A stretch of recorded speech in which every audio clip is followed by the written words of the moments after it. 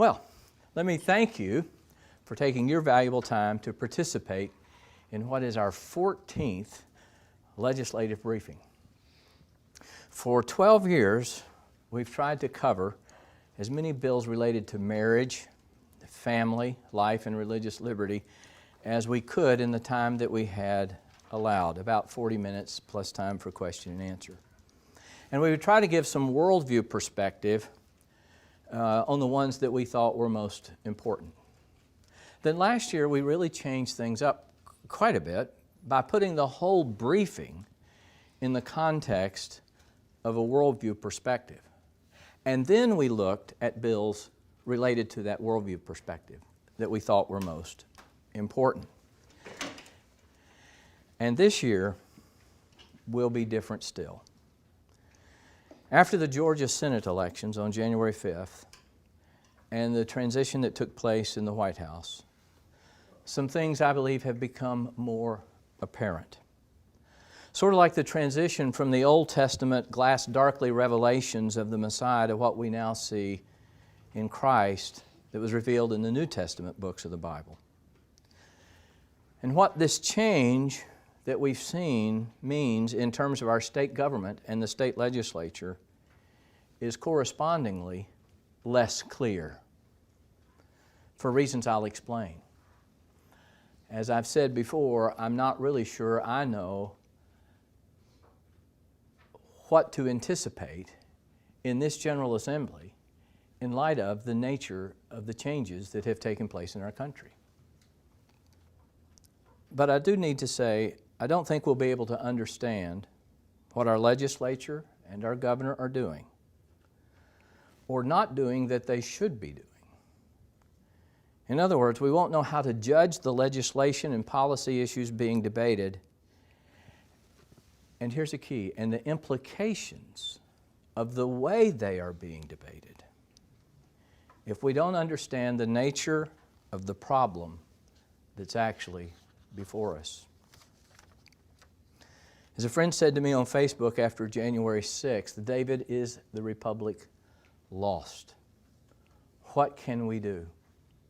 And so I've been doing a podcast I would invite you to go back and listen to. It started in January called Hope and Purpose at God, Law, and Liberty. And we just had an excellent guest, Andrew Sandlin, on the podcast that was posted last Friday. But here's my point for today in which I want to put the context of things. If we don't diagnose the situation correctly, then the solutions we apply will not be effective. And worse yet, when those hoped-for solutions prove ineffective and the current trajectory does not change, then there will be even more despair.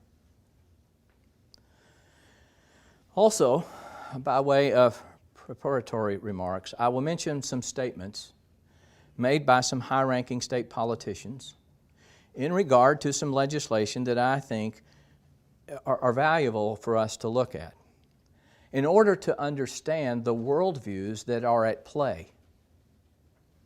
It's not my intent to embarrass these persons, nor to comment or call into question any issue of their justification before God.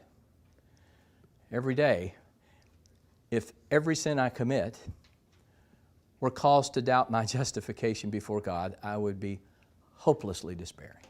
So please understand that. Some of the things that I will comment on are things that I myself have to admit I was guilty of. So they come out of my own experience and God searching my own heart rather than me so much criticizing the heart of another. So they're born of my own critical evaluation of my own worldview and my own worldview approach to politics and to enacting or defeating legislation. So with that being said, what is the situation with which we're now confronted after the events of the last election cycle? And it's in that context we will then look at some legislation and evaluate whether it is actually directed at the situation with the possibility of altering the trajectory. In this regard, I want us to take a look at the comments of a gentleman that I have grown to love, even though he's been deceased for well over 100 years. It's a man by the name of Abraham Kuiper. You've heard me mention him often in our podcast. I write about him in my commentaries. Abraham Kuiper is an interesting gentleman because he was so convinced of the calling of Christians to be salt and light in every sphere of the created order, as an expression of the image of God placed upon us as part of the creation, in charge of the creation. He founded newspapers. He founded the Free University of Amsterdam. He wrote commentaries on the Bible, multi-volume commentaries. He founded a political party called the Anti-Revolutionary Party and became the Prime Minister of the Netherlands. There are times I wonder how he was not two people at the same time.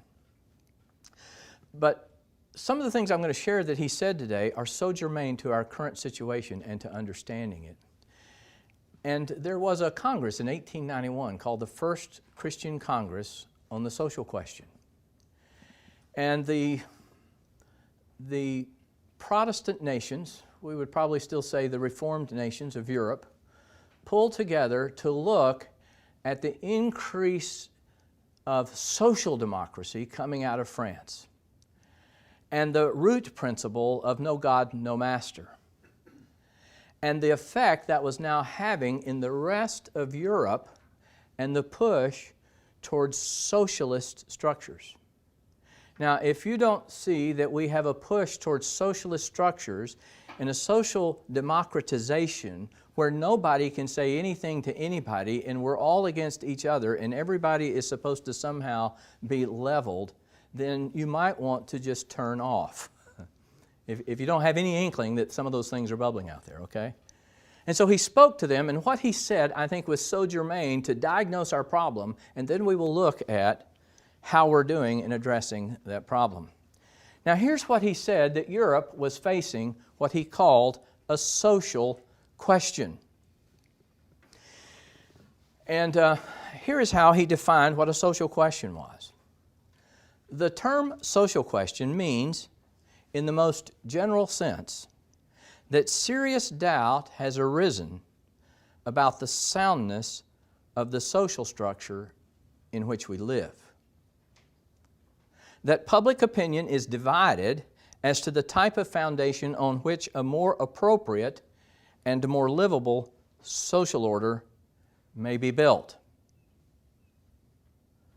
Now, he said a social question exists for you. Now, it doesn't exist for everybody. But you know that a social question exists for you if you realize the untenability of the present situation. In other words, can we continue with this sense of political correctness, cancel culture, storming the walls of the Capitol, burning cities? Can we continue? Is that tenable? Then you might have a social question. But he said for it to really be a social question, you have to realize it's not one of incidental causes, but involves the very basis of our social association. How do we think of ourselves as a society, as a community, as people living in community? Now, he said a social question does not exist for you. So now you can check yourself on the antithesis of that by saying, if you think the evil can be exorcised through an increase in piety or friendlier treatment or kinder charity, then you don't think we have a social question. Now, what does he mean by that? Well, if you continue to read his speech, you would see that he'd say a religious question might be the belief that we can elect more Christians. You know, if we'll just elect more Christians to political office, then that will solve the problem. We just don't have enough Christians. We don't have enough statesmen. Then you think we have a religious problem. Or maybe if you think if we just re-elect Donald Trump, that would have solved everything. Then you think we have just a religious question. A philanthropic question is what he's really talking about here with friendlier treatment and kinder charity. You know, if we were just more generous. Or maybe if we just had more government funding for our programs. Then you don't think we really have a social problem.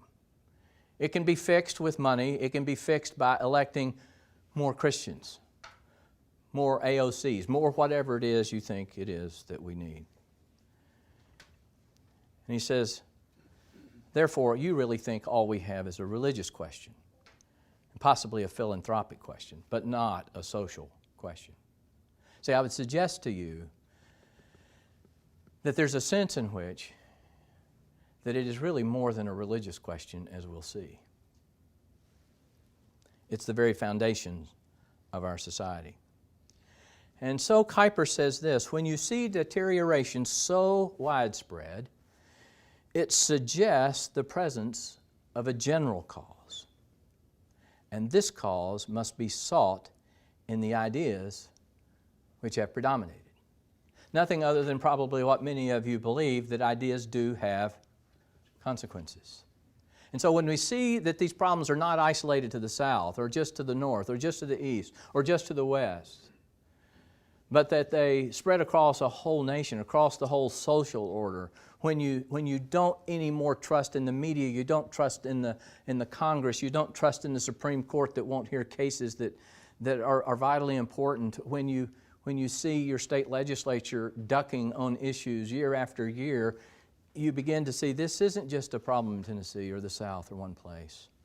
It's widespread. And so what are the ideas that have been affected? So he says this, so don't be deceived by appearances. This is not about material interest.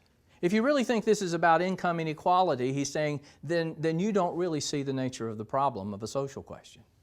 That can be addressed, see, by more philanthropy, greater charity. It's not about national interest. Don't we see a lot of that now? Nationalism. America, make America great, versus Europe great, or European Union. He says, no. That's not what it's really about. It's not about forms of government.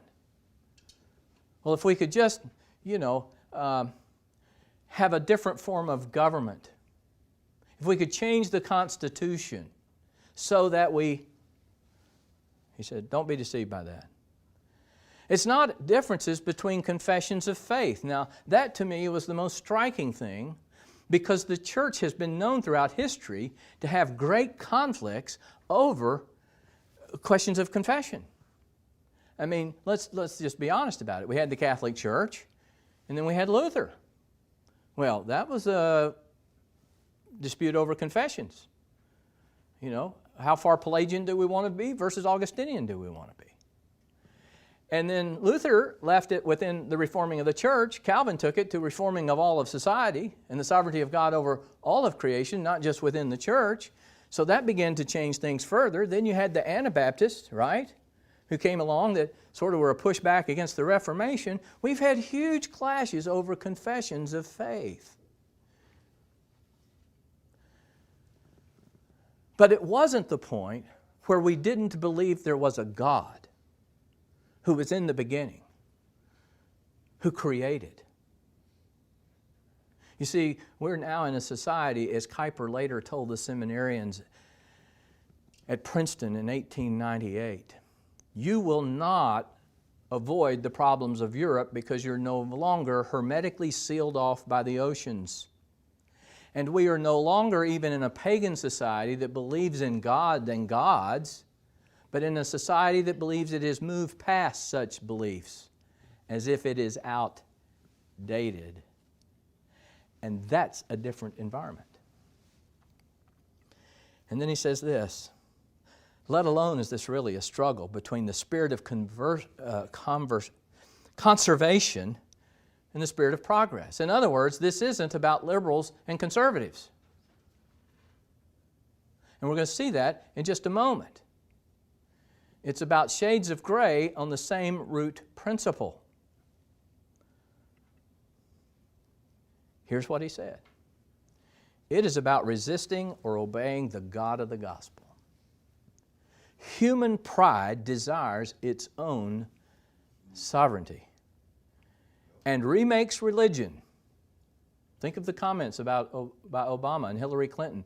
Christianity needs to adjust to where we are today, has to remake society, and if it won't be in the image of God, it will have to be in the image of man or beast, or tree, or flower. Oh, we see Romans chapter 1. It is bent on destroying all that itself has not created or sanctioned. What about the attack on history? See, that's really the root question. Now, here's what I'm going to say that I hate to have to say, but in the 27 years that I've been there, I have concluded after January the 6th that what we have seen going place in our country and how it worked itself out in the polls, and I'm not just referring to the presidential election, that the type of foundation on which our current social order exists has already changed from that on which our social structures, including the U.S. Constitution, were originally built. In other words, there's a sense in which you could say, we are not now engaged in saving the Christian heritage. We have lost it. It's about recovering one. And that's different.